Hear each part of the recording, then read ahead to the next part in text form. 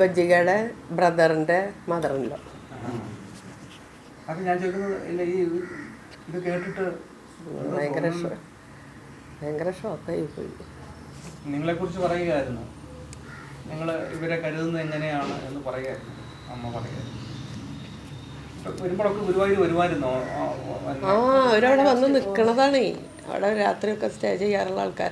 ഇവനായിട്ടും കല്യാണം കഴിഞ്ഞിട്ട് ഇവൻ്റെ അച്ഛനും ഇവനും എല്ലാം കൂടി ഞങ്ങളുടെ വീട്ടിൽ വന്നിരുന്നു. അഭിപ്രായമായിരുന്നു അവരെക്കുറിച്ച്. പിന്നീട് എപ്പോഴോ ഇവർക്ക് മാറ്റം സംഭവിച്ചതെന്ന് നമുക്കറിയണില്ല. നിതീഷിനെ കുറിച്ച് നമുക്കിപ്പോൾ ഇങ്ങനെ പറയുമ്പോഴാണ് ഇതൊന്നും നമുക്കറിയില്ലല്ലോ. അവളെ ശാരീരികമായിട്ട് ഉപദ്രവിച്ചതൊന്നും നമുക്കറിയില്ല. അവള് ഇപ്പോൾ ലാസ്റ്റ് മൊമെൻറ്റിലാണ് അവളിങ്ങനെ അവൻ ഡിവോഴ്സ് ആവശ്യപ്പെടുന്നുണ്ടെന്ന് പറഞ്ഞത്. അപ്പം ഞങ്ങൾ ഇപ്പോൾ ഡിവോഴ്സ് ആവശ്യപ്പെടുന്നുണ്ടെന്ന് പറഞ്ഞപ്പോൾ ഞങ്ങൾ പറഞ്ഞത് എന്തപ്പോൾ ഇതെന്നുള്ളൊരു അത്ഭുതമായിരുന്നു ഞങ്ങൾക്ക് കേട്ടപ്പോൾ. അപ്പോൾ അവളോട് ചോദിച്ചപ്പോൾ അവൾ പറഞ്ഞു അവൻ ഡിവോഴ്സ് വേണമെന്ന് പറയണം. അപ്പം ഞാൻ പറഞ്ഞു നീ ഇപ്പോൾ അവൻ ഡിവോഴ്സ് വേണമെന്ന് പറഞ്ഞാൽ പിന്നെ കടിച്ചു തൂങ്ങണം എന്തിനാ? നീ പണ്ടത്തെ കാലമല്ലല്ലോ ഇപ്പോൾ. നീ ഇപ്പോൾ അങ്ങനെ കടിച്ചു തൂങ്ങണ്ട, നീ അത് എന്താണെങ്കിൽ ചെയ്യേ. ഇല്ല, ഞാൻ ഒരിക്കലും ഡിവോഴ്സ് കൊടുക്കില്ല എന്ന് പറഞ്ഞു. നമുക്കൊരു വിഷമം, അവൻ ഡിവോഴ്സ് വേണമെന്ന് പറഞ്ഞിട്ട് അവൻ്റെ കൂടെ നിൽക്കുമ്പോൾ നമുക്ക് വിഷമല്ലേ? കുഴപ്പമില്ല അമ്മ, എനിക്കൊരു കുഴപ്പമില്ല. അത് ഞാൻ കുട്ടിക്ക് ഒരു 2.5 വയസ്സ് വരെ ഞാൻ അവിടെ നിൽക്കട്ടെ. എൻ്റെ കുട്ടീനെ ഞാൻ എവിടെയെങ്കിലും പുറത്ത് എനിക്ക് എവിടെയെങ്കിലും കൊണ്ടാക്കാൻ പറ്റുന്ന, ഇപ്പോൾ 1 വയസ്സ് കഴിഞ്ഞിട്ടല്ലേ ഉള്ളൂ, ഞാൻ എങ്ങനെ കൊച്ചിനെ കൊണ്ടാക്കുക? അപ്പോൾ അതുകൊണ്ട് ഇപ്പം ഞാൻ എന്തായാലും ഡിവോഴ്സ് കൊടുക്കില്ല എന്ന് പറഞ്ഞു. നിങ്ങൾ വിഷമിക്കൊന്നും വേണ്ട. അത്രയും ബോൾഡായിട്ടെന്ന് വെച്ചാൽ എല്ലാവരോടും ചിരിച്ച് അവൾ താമസിക്കുന്ന തൊട്ടടുത്ത ഫ്ലാറ്റിൽ പോയി മരിച്ചതിന് ശേഷം. അപ്പോൾ അവർ പറഞ്ഞത് 7 മണി വരെ അവൾ കോറിഡോറിൽ കുട്ടീനെയായിട്ടുണ്ടായിരുന്നു ചിരിച്ച് കളിച്ചിട്ട്. ആ ആൾ പോയി 8:45 ആകുമ്പോഴേക്കും എല്ലാം അവസാനിപ്പിച്ചു. അതാണ് നമുക്ക് അതിശയം. അപ്പോൾ ആ ഒരു ഗ്യാപ്പിൻ്റെ ഇടയിൽ ഇവർ തമ്മിൽ എന്തെങ്കിലും ഇഷ്യൂസ് ഉണ്ടായോ എന്ന് നമുക്കറിയില്ല. ഫോണാണെങ്കിൽ നമുക്ക് ഓപ്പൺ ചെയ്യാൻ പറ്റിയിട്ടില്ല, നമുക്കൊന്നും അറിയില്ല എന്താണ് ഇത്രയും. പക്ഷെ അതിന് മുന്നേ നമ്മൾ ഈ ആത്മഹത്യാ കുറിപ്പൊക്കെ തയ്യാറാക്കിയിട്ടുണ്ട്. അത് കാണുമ്പോൾ നമുക്ക് അവൾ ചെയ്തത് തന്നെയാണ് മനസ്സാധ്യത.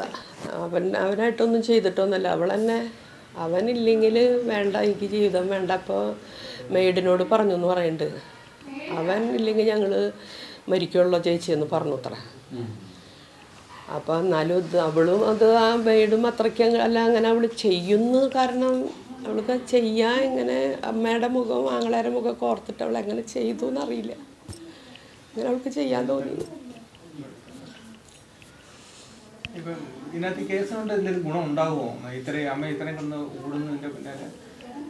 ഗുണം ഉണ്ടാവണല്ലോ. ഇനി ഇങ്ങനെ ഇതുപോലെ ആവർത്തിക്കരുതല്ലോ. ഇതിപ്പോൾ എത്ര കഷ്ടപ്പെട്ടിട്ട് മക്കളെ നമ്മൾ അയക്കുന്നത്. മോളോട് വെറുതെ തെങ്ങേറ്റക്കാരന് പിടിച്ചെടുത്താൽ മതിയായിരുന്നു.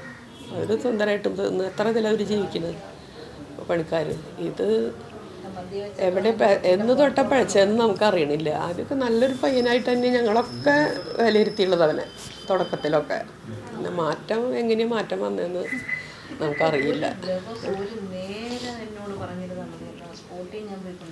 പോയേനെ അമ്മ പോയേനെ അങ്ങോട്ട്. അപ്പോഴേക്കും അമ്മയ്ക്ക് ഇങ്ങനെ ചെറിയൊരു ഇതിൻ്റെ ക്യാൻസറിൻ്റെ ചെറിയൊരു സംശയം പറഞ്ഞു ഡോക്ടർ, യൂട്രസിലൊരിത് കഴിഞ്ഞിട്ട്. അപ്പോൾ അത് യൂട്രസ് റിമൂവ് ചെയ്യേണ്ടിയൊക്കെ വന്നു പെട്ടെന്ന്.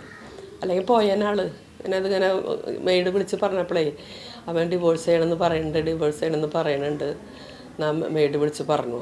അപ്പോൾ മൂപ്പർക്ക് പോവാൻ വേണ്ടി നിന്നതാണ്. അപ്പോഴേക്കും ഇങ്ങനെ നമുക്ക് അവൾക്ക് അത്ര ഭൂമിയിൽ വെച്ചിട്ടുള്ള ആ കുട്ടിക്ക്, അല്ലാണ്ട് നമ്മൾ എന്ത് വിചാരിക്കണം? അവൾക്ക് ഇതാണ്, അവൾക്ക് കുട്ടീനെ ഒറ്റയ്ക്ക് വളർത്താൻ ഇഷ്ടമല്ല. അതാണ് അവളുടെ മെയിനായിട്ടുള്ള. ഇന്നത്തെ പിള്ളേരുടെ പോലത്തെ ഒരു ചിന്താഗതി അല്ല അവൾക്ക്. ഇന്നത്തെ കുട്ടികളാണെങ്കിൽ ഒന്ന് പറഞ്ഞ നിസ്സാര കാര്യത്തിന് അവർ തെറ്റിപ്പിരിഞ്ഞ് പോണ കാലമാണ്. പക്ഷെ അവൾക്ക് അങ്ങനെ ഒറ്റയ്ക്ക് കുട്ടീനെ വളർത്താനായിട്ട് താല്പര്യമില്ല. അതാണ് അവളുടെ മെയിനായിട്ടുള്ള കാര്യം. അത് അവൾ പറയും ചെയ്തു എന്ന് പറഞ്ഞു. നീ ഞങ്ങളിട്ട് പോയാൽ ഞാൻ എന്തെങ്കിലും ചെയ്യൂട്ടാ നിതീഷ എന്ന് പറയണു. ഇപ്പോഴാണ് നമ്മളതൊക്കെ അറിയണത്. ആദ്യമൊന്നും നമുക്കിത് അറിയില്ലായിരുന്നു. അവിടെയുണ്ട് എൻ്റെ മകനും മരുമകളൊക്കെ ഷാർജയിലുണ്ട്. അവരൊക്കെ ആയിട്ട് ഭയങ്കര ക്ലോസാണ്. അവരൊരു 1/2 വാക്ക് കേട്ടാൽ മതി അവളെ പോയി വിളിച്ചു കൊണ്ടുവരും. അവൾ ആരോടും ലാസ്റ്റ് മരുമകൾക്ക് ഷെയർ ചെയ്തു. ഭയങ്കര പ്രശ്നമാണ് നിതീഷ്. അങ്ങനെ നിതീഷിനെല്ലാം അവൾ കുറ്റം പറയണത്. അവൾ അച്ഛനെയും സിസ്റ്ററിനോടെയും കുറ്റം പറയണത്.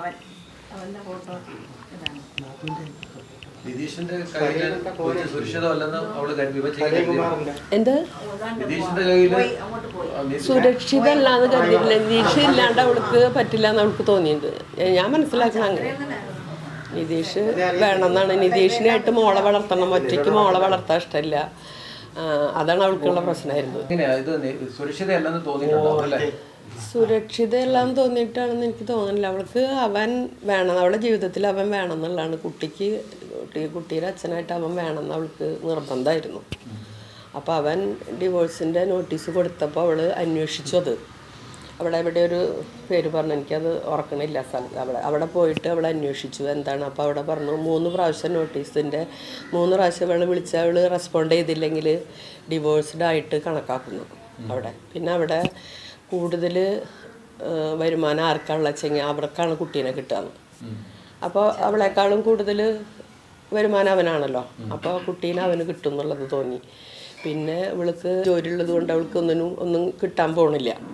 പിന്നെ കൊച്ചിനാണെങ്കിൽ മാസത്തിൽ അവളെ ചിലവിനുള്ള കൊച്ചിനുള്ളതാണ് കൊടുക്കുക. അതിപ്പോൾ നമുക്ക് ഡിവോഴ്സായി കഴിഞ്ഞാൽ എത്ര കാലം പറയാൻ പറ്റില്ല. അവർക്ക് ഇല്ലാണ്ടായി പിന്നെ കിട്ടില്ലല്ലോ. നമുക്ക് 1 ടൈം സെറ്റിൽമെൻ്റ് ആണെങ്കിലും കുഴപ്പമില്ല, നല്ലൊരു എമൗണ്ട് കിട്ടുക. അതൊന്നും അവിടെ ശരിയാവില്ല. പിന്നെ അവിടെ ഇതിന് അത്ര വലിയ പ്രാധാന്യമില്ല. 1, 2, 3 കഴിച്ചാലും അവിടുത്തെ ഗവൺമെൻറ്റിന് അതൊരു പ്രശ്നമല്ല അത്ര. നമുക്കത് നല്ല അവൾക്ക്. അപ്പോൾ അതൊക്കെ കേട്ടപ്പോൾ അവൾ ഡിപ്രസ്ഡായും തോന്നുന്നു. എന്താ വെച്ചാൽ ഇനിയിപ്പോൾ ഞാൻ ഇങ്ങനെ ഇതാക്കിയാലും ഇവനെ ഉപേക്ഷിച്ച് പോയാലും എനിക്ക് എൻ്റെ കുട്ടീനെ കിട്ടില്ല. കുട്ടീനെ അവൾക്ക് വേറെ അല്ലെങ്കിൽ ഇപ്പം അമ്മേൻ്റെ അടുത്ത് കൊണ്ടുകൊടുത്ത കുട്ടീനെ എങ്ങനെ വേണമെങ്കിലും വളർത്തും. അവൾക്ക് കുട്ടീനെ പിരിയാൻ താല്പര്യമില്ല. കുട്ടീനെയും പിരിയണ്ട അവനെയും പിരിയണ്ട എന്നുള്ളൊരു മനോഭാവമായിരുന്നു അവൾക്ക്. അല്ലാണ്ട് സുരക്ഷിതയല്ല എന്നുള്ളൊരു തോന്നലൊന്നും എനിക്ക് തോന്നണില്ല. എന്താ വെച്ചാൽ ആ ഒരു നിമിഷത്തിൽ അവൻ എന്തായാലും നിന്നെ ഞാൻ ഡിവോഴ്സ് ചെയ്യുമെന്ന് പറഞ്ഞ് കാണും. അപ്പോൾ അത് അവൾക്ക് പെട്ടെന്ന് അത് ചെയ്യും. പക്ഷെ അതിന് മുന്നേ അവളിത് ആത്മഹത്യ കുറിപ്പ് തയ്യാറാക്കിയിട്ടുണ്ട്. അപ്പോൾ അത് വെച്ച് നോക്കുമ്പോൾ നമുക്ക് അങ്ങനെ ചിന്തിക്കാൻ പറ്റില്ല. കുറച്ച് മുന്നേൽ തയ്യാറാക്കണമല്ലോ. ഇത്രയും നീണ്ട ഒരു കുറിപ്പാണ്, കുറച്ച് ചെറുതല്ല, വെറുതെ അങ്ങനെ എഴുതി വെച്ചിട്ടുള്ളതല്ല. അതിനുള്ള എല്ലാ വോയിസും എല്ലാം കൂടിയിട്ടുണ്ട്. അതെന്ന് വെച്ചാൽ അവൻ്റെ റിലേഷൻഷിപ്പ് ഇവിടെ അറിഞ്ഞു എന്ന് അവന് മനസ്സിലായി. അപ്പോൾ അവനൊരു നാണക്കേടുണ്ടാവും മറ്റുള്ളവരെ ഫേസ് ചെയ്യാൻ. അതുകൊണ്ടായിരിക്കാം ഡിവോഴ്സ് വേണമെന്ന് പറഞ്ഞിട്ടുണ്ടാവുക. പക്ഷേ ഇവന് നേരത്തെ തന്നെ പല ബന്ധങ്ങൾ കാണുമായിരുന്നായിരിക്കും. പക്ഷെ അത് ഒളിപ്പിച്ച് വെച്ചിട്ടുണ്ടായിരുന്നായിരിക്കും. അതൊന്നും നമുക്കറിയില്ല. ഇപ്പോൾ ലാസ്റ്റ് കണ്ടെത്തിയപ്പോഴാണ് അവൾ കണ്ടെത്തിയത് എങ്ങനെയോ. അപ്പോൾ അവളോട് ആദ്യം എല്ലാവരും പറയുമ്പോഴും എന്തെങ്കിലും ഉണ്ടോ എന്നൊക്കെ ചോദിക്കുമ്പോൾ അവൾ പറയും അങ്ങനെയൊന്നുമില്ല, അങ്ങനെ ഞാനത് വിശ്വസിക്കില്ല, എനിക്ക് അനുഭവപ്പെട്ടാലേ ഞാൻ വിശ്വസിക്കുള്ളൂ എന്നാണ്. അവൾക്ക് അവൻ്റെ ഫോണിൽ നിന്ന് തന്നെ എല്ലാ ഡീറ്റെയിൽസും കിട്ടി. അവളത് എങ്ങനെയോ പിടിച്ചെടുത്തു. അപ്പോൾ അതവന് മനസ്സിലാവും ചെയ്തു. അവൾ കണ്ടെത്തി എന്നുള്ളത് അവന് മനസ്സിലായി. അപ്പോൾ പിന്നെ അവനെ സംബന്ധിച്ച് എല്ലാവരുടെ അടുത്തും വളരെ നല്ല നീറ്റായിട്ടുള്ളൊരു പയ്യനല്ലേ. അപ്പോൾ ഇനി ഉപേക്ഷിക്കുന്നത് നല്ലതെന്ന് തോന്നിക്കാണും. അങ്ങനെ ആയിരിക്കാൻ വേണമെങ്കിൽ ഉപേക്ഷിക്കാനുള്ളൊരു ടെൻഡൻസി അവന് വന്നത്. അങ്ങനെ വിചാരിക്കുന്നു നമ്മൾ. നല്ല ബോൾഡായിരുന്നു അവൾ. ഇപ്പോൾ ബോൾഡായിട്ട് ഞാൻ പൊരുതി നിൽക്കും, ഞാൻ ഒരിക്കലും ഡിവോഴ്സിന് സമ്മതിക്കില്ല എന്ന് തന്നെ അവരോടും പറഞ്ഞുള്ളതേ. മരിക്കുന്നു നമ്മൾ ചിന്തിക്കുന്നില്ലല്ലോ. ഞാൻ അതിൻ്റെ മരിക്കണതിൻ്റെ ഒരു 4 ദിവസം മുന്നേ അവിടെ വീഡിയോ കോൾ വിളിച്ചിട്ട് സംസാരിച്ചപ്പോൾ ഞാൻ അവളെ പറഞ്ഞു, നീ ഇങ്ങോട്ട് വാ, നിനക്ക് ഞാൻ തരാം, നീ മുടി വെട്ടിയത് എന്താ, നീ നിൻ്റെ മുടി വെട്ടണ നേരത്തെ നീ അമ്മേനെ ഓർത്തോന്നൊക്കെ ചോദിച്ചു ഞാൻ അവളോട്. അപ്പോൾ പറഞ്ഞു അതൊക്കെ അമ്മ വേഗം വരും, അതൊന്നും കുഴപ്പമില്ല. ഞാൻ പറഞ്ഞു ഇനിയിപ്പോൾ ഒരു ഫാഷൻ ഉണ്ട് കുട്ടികൾക്ക്, മുടി വെട്ടൽ ഇപ്പോൾ മുടി വടിക്കലൊരു ഫാഷനാണെന്നും പറയുന്നുണ്ട്. അങ്ങനെ വല്ലതും അടിയും ചോദിച്ചപ്പോൾ പറഞ്ഞു അതൊന്നല്ല അമ്മ, അതിപ്പോൾ ഞാൻ വെറുതെ വെട്ടിയതാണ്, കുഴപ്പമൊന്നുമില്ല എനിക്ക്. നമുക്കത് കണ്ടപ്പോൾ അവളെ നല്ല ഭംഗിയിലാണ് അവളെ മുടിയേ, എന്ത് ഭംഗിയുള്ള മുടിയെന്നറിയാം. അതിങ്ങനെ ഇട്ടിട്ട് നടക്കുമ്പോൾ എന്തൊരു ഭംഗിയുള്ള കുട്ടിയായിരുന്നു. വെച്ച് കണ്ടിട്ടേ മുടി മുടി അത് നമുക്കറിയണില്ല കുട്ടി എന്താണെന്നുള്ളത്. മുടി അപ്പോൾ അവൾ പറഞ്ഞത്, ഇപ്പോൾ ഇവർ പറയണത് ചിലപ്പോൾ ഇനി മുടി അങ്ങനെ വലിച്ചോ. അപ്പോൾ ആരോടെ പറഞ്ഞത് മുടി പിടിച്ച് വലിക്കുമ്പോൾ ഇനി മുടി പിടിച്ച് വലിക്കാൻ എവിടെന്നാന്ന് പറഞ്ഞിട്ട് അങ്ങനെയും പറയുന്നുണ്ട്.